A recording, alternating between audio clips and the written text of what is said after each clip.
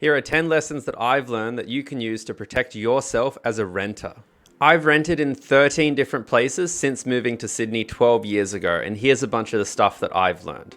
The overarching point of all of these lessons that I'm talking about is the fact that tenants are often more powerful and have more control than you might initially realize. Why do tenants not normally feel that powerful? It's really just because real estates are really good at making tenants feel small. They turn up in suits, they seem really busy, they kind of catch you at a really vulnerable stage. If you're trying to rent, you're typically looking for somewhere to live, and quite often it's because you know somewhere you currently live, you can't live for very long. This feeling like you need to play by their rules or they're kind of in charge, and that can set up a false precedent that you don't have as much power as you actually do.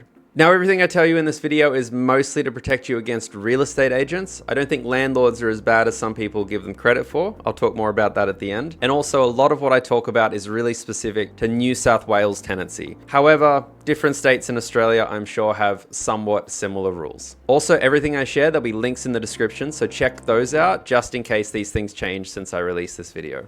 Lesson number 1, you don't have to clean the place to make it spotless when you leave. Real estates love to make a big deal about this. They make you commit to professional cleaning or something else like that. However, I want to highlight a really important clause in the New South Wales Standard Tenancy Agreement.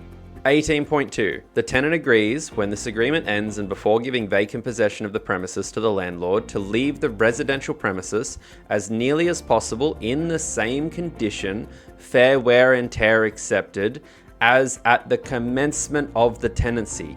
If you moved into the place when it was a shithole, your requirement is to leave it at least as good as it was the shithole when you moved in. In fact, it's not just that, but because you're allowed fair wear and tear, which is what a reasonable person would consider inevitable nicks and bumps to the property that someone would do when living there for a year or two. Maybe it's a little smudge on the wall, maybe it's a little clip on the kitchen bench or something like that. It's like the state you moved in plus some of that wear and tear, and that wear and tear is more the longer that you lived there. So if you moved in and the windows were dirty and there was a cockroach on the ground, which I've moved into plenty of rentals where it's not that clean when I moved in, that is the state that you're able to leave it in when you move out. By golly, I'm not taking the windows off and wiping them down if I already cleaned it on the first day I lived there, because that was the state that the property was given to me in. Lesson 2. Don't give up your bond without a fight. This is one of the most important things that I can share with you. Here is what many Australians assume is the case when it comes to bond. When your tenancy starts, you pay the bond to the real estate, they keep it, and they decide how much to give back to you. So you have to appease them and do what they say just in case they take it from you and don't give you the whole amount back. That is not the case in the slightest. What is actually the case is the bond that you pay, at least in New South Wales, is kept with the state government, not with the real estate. If at the end of the lease, the real estate thinks that you should pay something out of your bond and you agree, the state government will release that amount to the real estate and give you the rest. In the case where the real estate thinks you should pay for something out of your bond and you don't agree with them, you think that's unreasonable, then one of two things can happen. The first one is you tell the real estate you don't think that's reasonable, they give up, and you get all your bond back anyway. The second case is that the real estate wants the money from you don't think that's reasonable, and for them to get that money, they need to take you to a property tribunal, which is basically a mini court with some senior lawyers, not a jury or anything, where they hear out the argument and make a decision for you. Here's the kicker though, if they take you to that tribunal, it doesn't cost you anything if you just turn up by yourself. They have to pay a fee to apply to go to it, and if the real estate is going to go on behalf of the landlord, that means the landlord has to okay paying the real estate hourly rates in order to send the real estate to the tribunal. That's not cheap for them. So next time a real estate tries to get $100 out of you because you didn't professionally clean the carpet, which is not something you were required to do anyway, just say no. They're not going to spend $60 odd plus more time and energy just to get $100 and maybe not even make their money back on all the time and energy. They're calling your bluff to simply get your money from you. And remember, your bond actually automatically comes back to you eventually if the real estate doesn't take you to tribunal in the case of a disagreement. agreement. It's literally like you will get your bond back within a few weeks after your tenancy ends unless they want to take you to tribunal. And they're not going to do that if you haven't done anything wrong because they know they're probably going to lose. I'm not talking about you kicking a hole in the wall. I'm talking about them saying you scratched the kitchen bench and now they need to replace the bench for $300 or something like that. They're just trying to get a free upgrade out of a tenant's bond because they know the tenants are scared. And I get it. In my very first rental, we had a toilet break. It was not our fault. The toilet literally broke, and the real estate, they'd sent a very angry, threatening email that if we didn't pay for it, they would keep our bond. It might affect our references and stuff like that. And we just paid it because we were so scared of not getting our money back. We didn't know or understand any of this and how much power we actually had. For more information about what to do when there's a bond dispute, you can read the link in the description.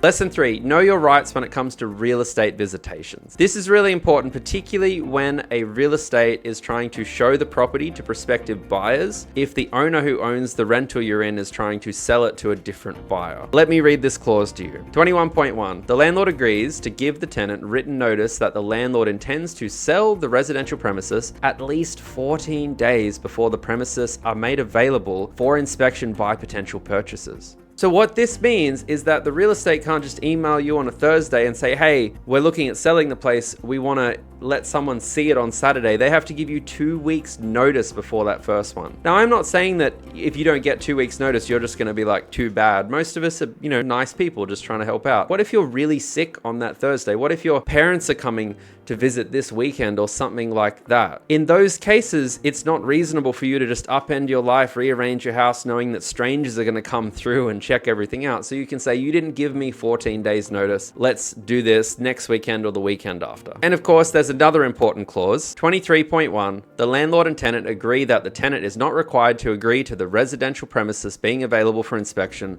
more than twice in a period of a week. You know what it's like, whether it's renting season or buying season, real estate's always trying to show off the property. Maybe they'll do a Saturday and a Wednesday inspection, and then they'll say, oh, let's do another quick private one for a prospective tenant on the Thursday. If they've already done twice in a week, you're able to say no. Again, I'm sure many of us would say yes if we're not doing anything anyway, but you don't have to disrupt your plans if you think it's unreasonable and you've already gone out of your way to help the real estate.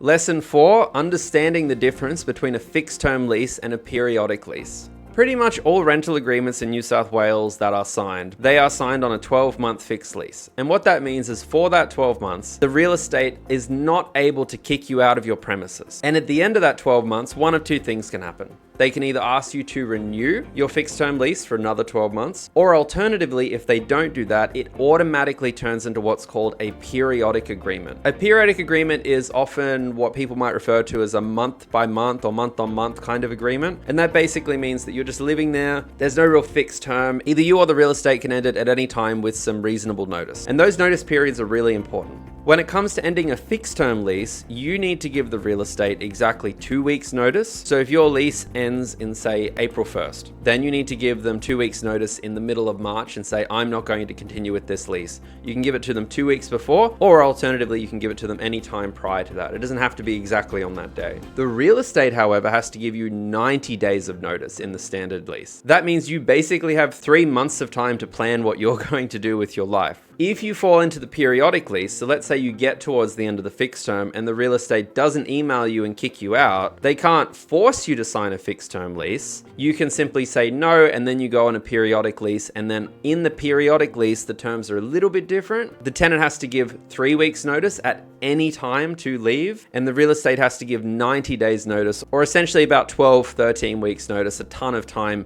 to kick you out. So if the real estate wants to kick you out on a periodic lease, they still have to give you 3 months notice. And in a periodic lease, either of you can give notice at any time. This is important to understand because if a real estate messages you a week before your fixed term lease is going to end and says, we want to renew it and you don't want to, they can't just kick you out at the end of that week. They've already missed their window to give you 90 days notice. So they'd have to wait for your fixed term lease to end to then move on to the periodic lease. And then they could give you 3 months of notice if they really wanted to get rid of you. So they definitely can't end things as quickly as sometimes it might feel like. Lesson 5, you are entitled to urgent repairs. We We all know what it's like to be in a rental and something's broken and the real estate's not fixing it. Maybe it's a door that doesn't quite shut properly, so you kind of have to shove it in place. That isn't what you would consider to be an urgent repair, but there are a number of things that are considered to be urgent repairs, and I have them up on the screen here now. These are things like broken toilets, gas leaks, dangerous electrical circuits. In one of my previous rentals, if I plugged something into the laundry power point and I turned the switch on, it made sparks and stuff. That is an urgent repair. It's an electrical hazard. If your stove's not working, if your oven's not working, if your hot water's not working, all of these essential things are considered urgent repairs. And there is an expectation that the real estate needs to sort those out quickly. And I just want to unpack what exactly that means. For urgent repairs, if the real estate does not resolve your issue in a reasonable time frame, you are able to repair them yourself, pay up to $1,000 for that, and then get that reimbursed via the real estate. They're meant to pay you that money after you've gone and fixed it. There's a really great page on the New South Wales Fair Trading website that gives you the kind of step-by-step breakdown of how you get to that point. Let's imagine that it's a Thursday and your hot water's broken. The first thing you do, don't call the real estate, email the real estate. Make sure it's in writing. Sometimes I'll call them after I email them to be like, hey, I sent you an email.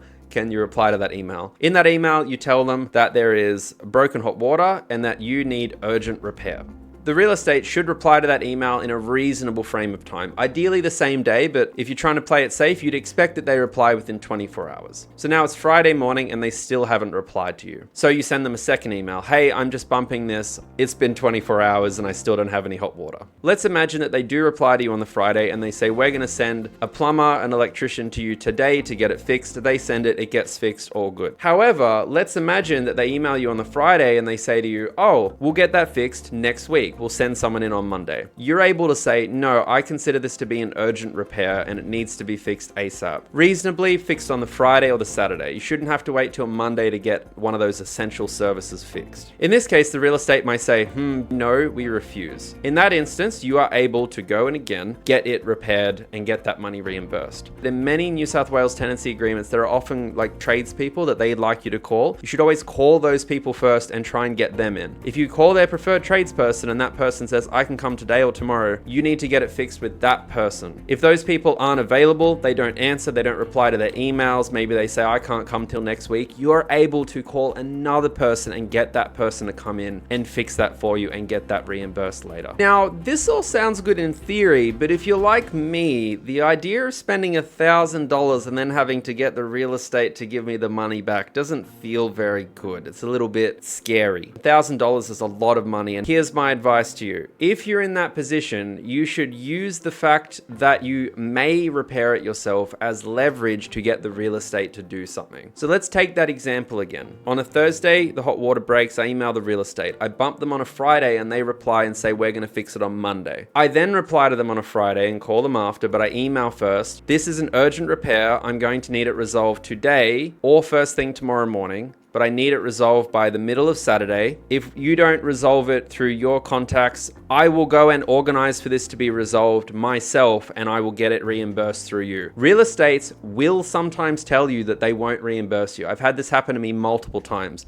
They are calling your bluff because they just want you to not do it. Maybe they have a friend who's going to do it really cheap. They don't like tenants fixing stuff because tenants don't care what it costs. Makes sense, right? Like you just want your hot water fixed. You don't care if it's $400 or $800 or $1,200. But if the real estate is convinced that you will just find the first person you can find, then they may get off their butts and go and fix it themselves. So you need to make it clear that you understand your rights and what you can get repaired so that they go and do their job. Lesson 6, raise concerns late in the application process with your rental. What do I mean by this? I mean, if you go to inspect a rental and there is a problem with it, and I don't mean an urgent repair problem like broken stove or something, but something like a door doesn't quite shut properly, or maybe the water pressure is really bad, like bad enough that a reasonable person couldn't shower, I wouldn't recommend that you raise that during the application process. Raise that as late as reasonably possible, ideally even on the day you sign the lease. The later you raise an issue, the more likely it is that they won't say no to you. Because if they're looking at 10 applications and you start asking questions about water pressure, they will just flick you away. They're not interested in problems. They just want the easiest person to get in and do that part for them. So try and get accepted, try and get that lease lease ready, and then on the day just say, I'm not actually comfortable signing this unless we commit to fixing that problem and get that written into the lease. In my experience, they will often just write it in because, gosh, they're losing money on this place already. They got to relist it, they got to relet it, they got to go to inspections again, or they got to call another applicant or something like that. And it just takes time and energy, and often for them, getting one thing fixed is way easier than organizing all of that and missing out on days of rent. This is a very easy thing. You could be extortionary. I have had people that go and do unreasonable things this way. Don't do that. What I'm talking about is if you think a real estate is clearly not interested in fixing a pretty critical problem that isn't urgent, but you think a normal Australian would be like, that shouldn't be happening. I'm not talking about telling them that you want to upgrade the air conditioner. I'm not telling them that you want to repaint the walls. Don't be a dick about it. That's there to protect you. It's not there to hurt people unreasonably. Lesson 7. Don't be afraid to try and negotiate. Landlords and real estates typically have the power to once a year increase your rent. There's not a great deal of protection for you there. However, this is again some of the power of a periodic lease, because fixed term leases, they know you're kind of stuck there. If you're on a periodic lease and they try to raise your rent, don't be afraid to make a counter proposal to them under the guise of, if it goes higher than this, I'm going to move out. Let's say your rent is $700 a week and they say to you, we're increasing your rent from $700 to $850. It is okay to go back to them and say, hi, I've had a look at market rates. I think $820 is more reasonable. Anything higher than $820 and I'm likely to provide notice to move out. Of course, the real estate might think the market is hot, let him move out, I'll go relist it. But everything's just mathematics at the end of the day. They might talk to the landlord, $30 a week